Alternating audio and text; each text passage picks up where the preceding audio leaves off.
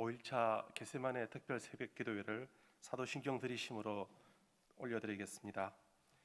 나는 전능하신 아버지 하나님 천지의 창조주를 믿습니다. 나는 그의 유일하신 아들 우리 주 예수 그리스도를 믿습니다.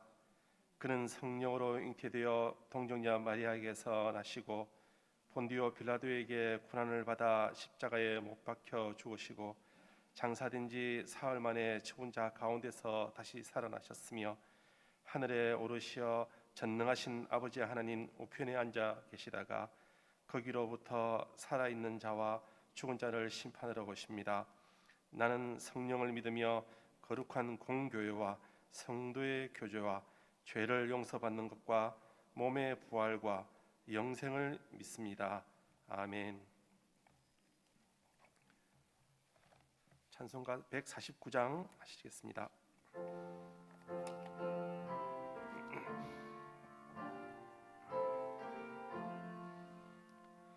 주 달려 죽은 십자가 우리가 생각할 때에 세상에 속한 욕심은 헛된 줄 알고 버리네. 죽으신 구주밖에는 자랑을 말게 하소서. 보혈의 공로 힘입어 교만한 마음을 버리네. 못 박힌 손발 보니 큰 자비 나타내셨네. 가시로 만든 멸류관 우리를 위해 쓰셨네. 온 세상 만물 가져도 주내 못 따갑겠네. 놀라운 사랑 받은 나 몸으로 제물 삼겠네. 아멘. 김명주 지사님께서 우리를 대표하여 기도하시겠습니다.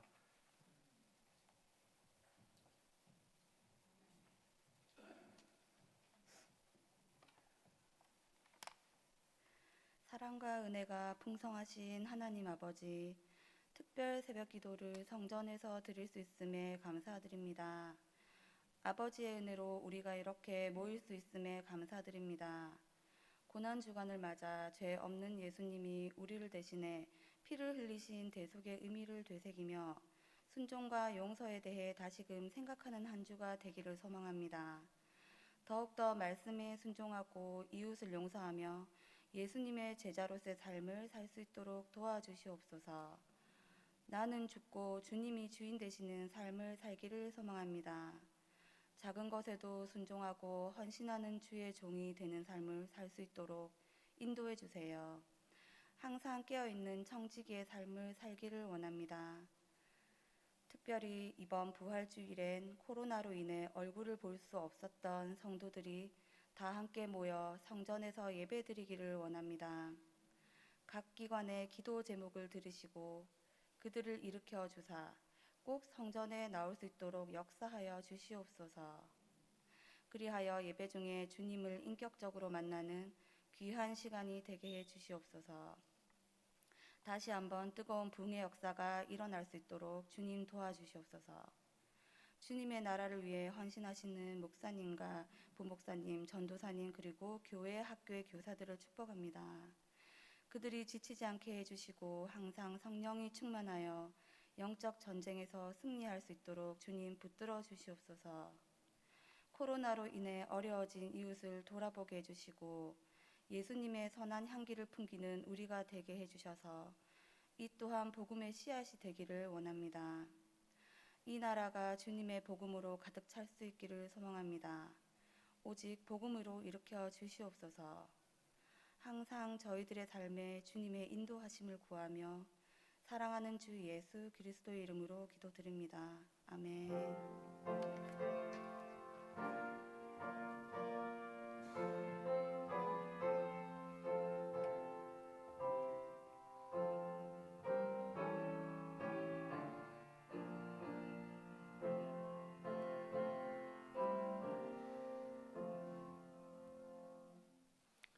성경 말씀 요한복음 19장 14절에서 22절 말씀입니다.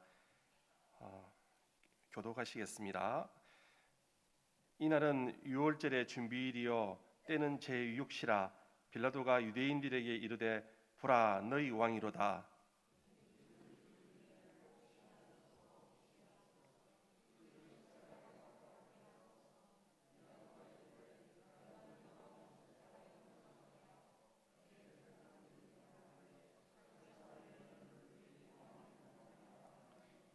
이에 예수를 십자가에 못 박도록 그들에게 넘겨주니라.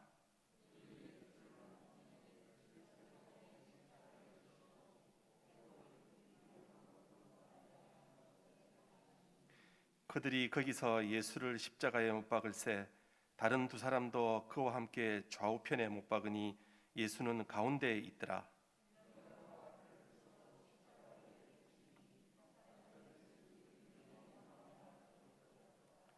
예수께서 못 박히신 곳이 성에서 가까운 고로 많은 유대인이 이 표를 읽는데 히브리와 로마와 헬라 말로 기록되었더라.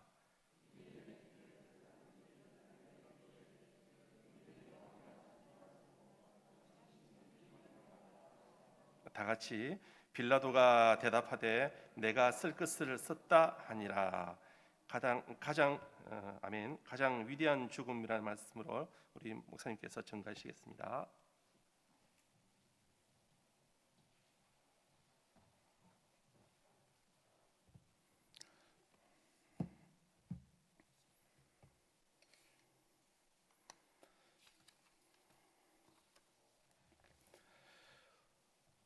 우리 주님이 십자가에 달리신 성금요일 새벽을 맞아 요한이 전하는 십자가 말씀을 함께 나누려고 합니다. 요한복음은 다른 세 복음, 우리가 보통 공관복음이라고 부르는 마태, 마가, 누가와는 조금 다른 측면에서 십자가를 다루고 있습니다. 무엇이 맞느냐, 어떤 게 옳으냐, 이건 중요하지 않습니다. 요한이 강조하고 특별히 그가 이 십자가를 통해 우리에게 전하고자 하는 그 메시지가 중요하겠지요. 오늘 본문을 보면은 인간의 관점과 하나님의 관점이 정확하게 대조가 되고 있습니다. 사람 편에서 보면 유대의 종교 지도자들은 예수님에 대한 시기 그리고 자신들의 기득권을 유지하기 위해 빌라도를 찾아가서 사형을 요구합니다. 오늘 본문에 보니까 그들이 소리 지르되 없이 하소서, 없이 하소서. 예수라는 사람을 이 땅에서 사라지게 해달라고 요구합니다. 그를 십자가에 못 박게 하소서라고 예수님을 죽일 것을 요청을 합니다. 심지어 그들은 빌라도에게 이런 말도 합니다. 우리의 왕은 가이사밖에 없다는 거예요. 로마의 지배를 받고는 있지만 유대 종교 지도자들에게 왕은 하나님이지요. 그런데도 그들은 가이사를 왕으로만 인정하겠다는 말을 합니다. 이 말의 의미가 뭐겠습니까? 예수님의 메시아 되심을 인정하지 않겠다는 거지요. 동시에 하나님의 왕권, 이스라엘의 영원한 통치자이신 하나님의 왕권마저도 그들은 거부하고 있는 겁니다. 반면에 빌라도의 입장에서 보면 그는 유대 지도자들이 말하는 그들의 왕의 문제는 관심이 없습니다. 오직 자기의 입지만이 그의 주 관심일 뿐입니다. 그는 유대인들을 모욕하기 위해 나사렛 예수 유대인의 왕이라는 표현을 쓰고 있습니다. 그러자 그들은 말하죠. 우리에게는 왕이 없다. 우리에게는 왕이 없다는 거예요. 빌라도가 쓴 이 말은 유대인들을 조롱하기 위해서, 모욕하기 위해 쓴 말이지만 이 빌라도의 무의식 중에 했던 그 표현 속에 예수님이 누군가를 하나님은 드러내고 계시지요. 나사렛 예수 유대인의 왕, 그분이 바로 우리가 믿는 예수님입니다. 예수님이 십자가에 달리신 날은 오늘 14절에 보니까 유월절의 준비일, 유월절의 시작은 바로 금요일 저녁부터입니다. 그러니까 유월절을 준비하는 그 전날 제6시, 6시는 정오예요.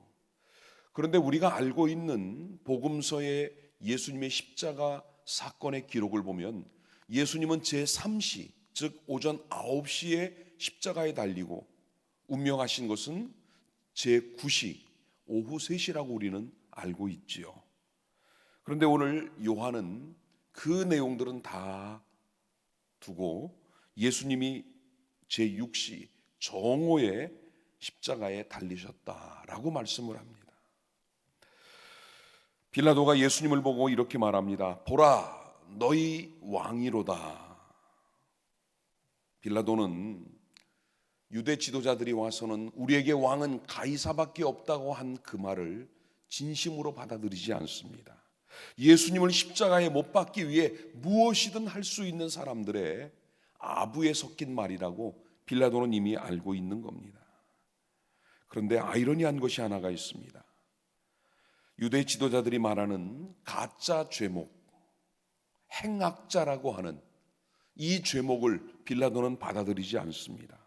그리고 유대 지도자들이 고대하던 너희 왕이라는 말을 쓰고 있다는 거죠. 유대인들이 누구를 기다렸습니까? 수백 년을 기다려온 메시아가 바로 그들 앞에 있음에도 불구하고 유대인들은 알아보지 못한 메시아를, 물론 빌라도가 예수님을 메시아로 알아보고 한 말은 아니에요. 그런데 그 말 속에 하나님께서는 이 빌라도를 통해서, 그의 입을 통해서까지 예수가 누구인지를 드러내고 계시는 거지요. 빌라도는 유대인들이 예수님을 왕으로 인정하기를 거부한다는 것을 알고 있으면서도 교활하게 이런 말을 하잖아요. 내가 너희 왕을 십자가에 못 박으랴. 다시 한번 묻고 있습니다. 단순한 조롱 그 이상이지요.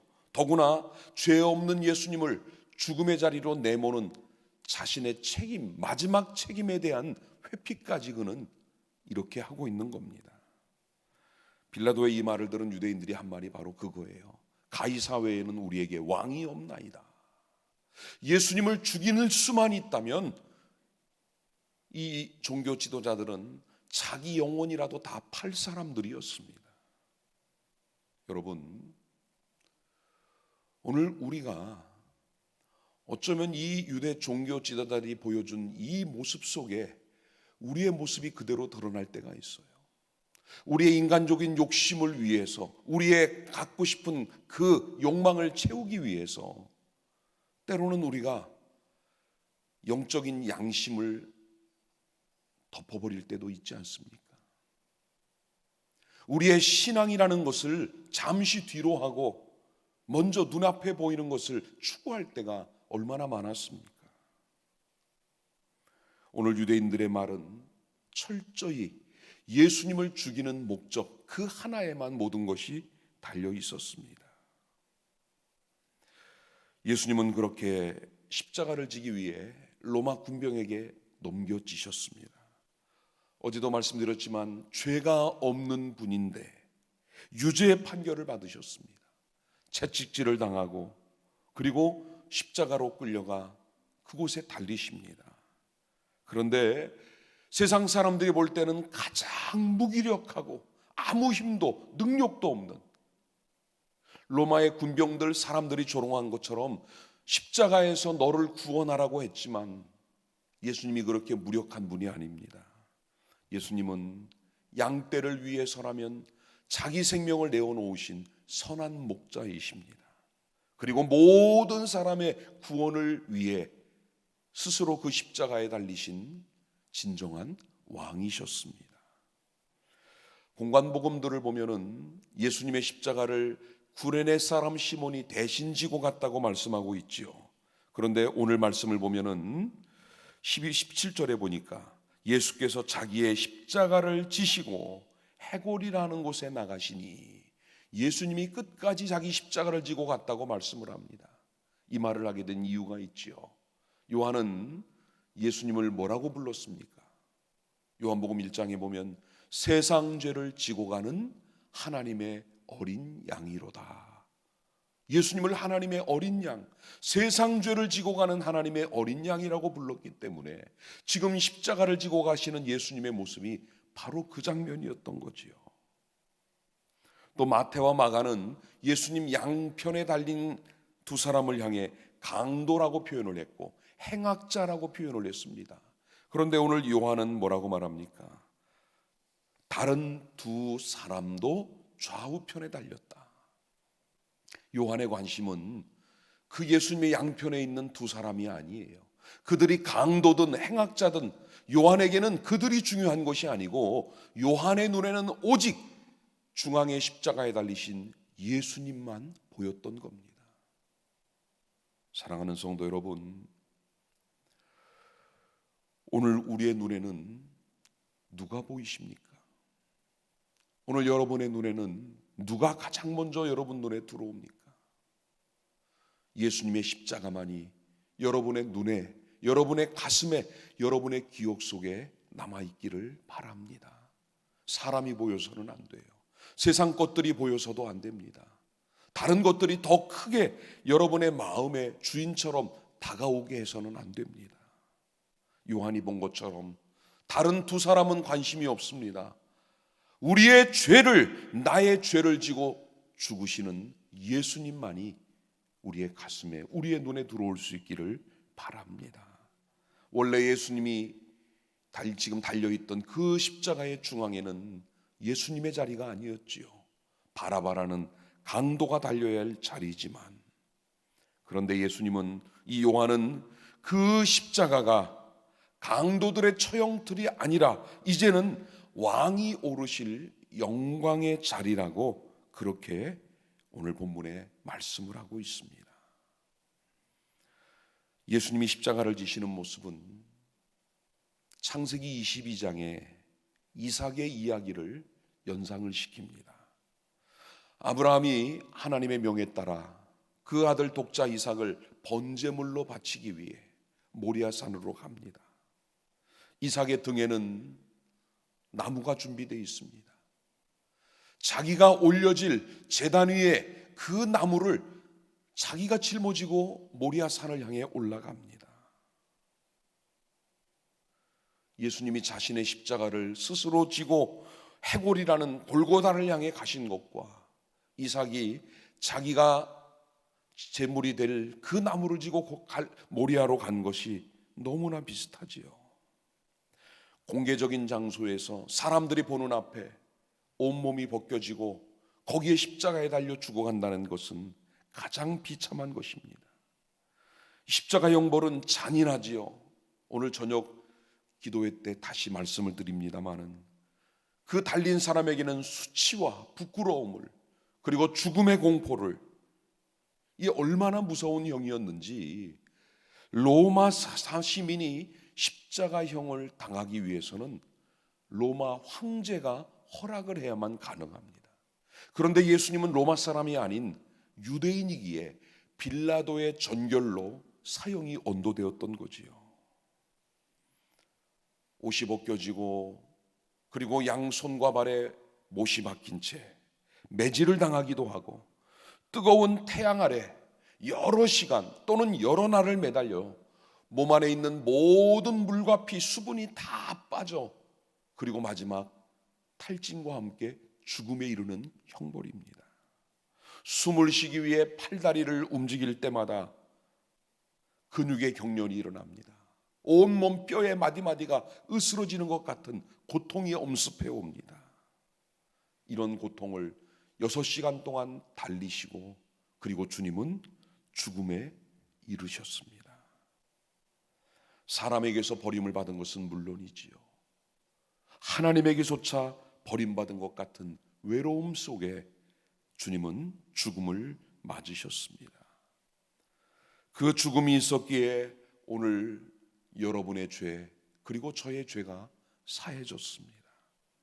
이사야 53장 5절과 6절 말씀을 제가 읽어드립니다. 그는 실로 우리의 질고를 지고 우리의 슬픔을 당하였거늘 우리는 생각하기를 그는 징벌을 받아 하나님께 맞으며 고난을 당한다 하였노라. 그가 찔림은 우리의 허물 때문이요 그가 상함은 우리의 죄악 때문이라. 그가 징계를 받음으로 우리는 평화를 누리고 그가 채찍에 맞음으로 우리는 나음을 받았도다. 예수님의 십자가 죽음은 우리를 위한 죽음이었습니다. 주님의 십자가 때문에 나의 허물이 덮여졌고 나의 죄가 사해졌고 나의 생명이 새롭게 태어나 하나님의 자녀가 되는 은혜를 입었습니다. 모두가 십자가 때문이에요. 그래서 예수님의 죽음은 한 사람의 죽음이 아닌 세상의 가장 위대한 죽음이에요. 이보다 더 큰, 이보다 더 놀라운, 이보다 더 위대한 죽음은 세상에 없기 때문입니다. 말씀을 마칩니다. 로마의 시민들은 늘 가이사는 나의 주라는 고백을 하며 살아야 했다고 합니다. 이 말이 무슨 뜻일까요? 로마의 지배하에 있던 그 당시 팔레스타인 또 소아시아 많은 지역에 정복당한 그 백성들도 동일한 고백을 해야 돼요. 가이사는 나의 주십니다. 그런데 초대교회 그리스도인들은 예수님을 나의 주님이라고 고백하기 위해서는 여기에 목숨을 걸어야 했습니다. 가이사가 주인이 아니라 예수 그리스도가 나의 주인이심을 고백하기 위해서 목숨을 걸었다는 거예요. 생명을 걸고 예수를 믿었습니다. 오늘 우리에게는 그런 정도의 각오가 있습니까? 예수님을 위해 생명을 걸 수 있습니까? 예수님을 위해 나의 가장 귀한 것을 드리는 헌신이 가능하겠습니까? 오늘 많은 사람들은 예수가 아닌 다른 것이 그들의 주인이 되고 있습니다. 돈이 주인된 지는 이미 오래입니다. 땅이 주인이 되고 있습니다. 세상의 명예, 권세, 이름.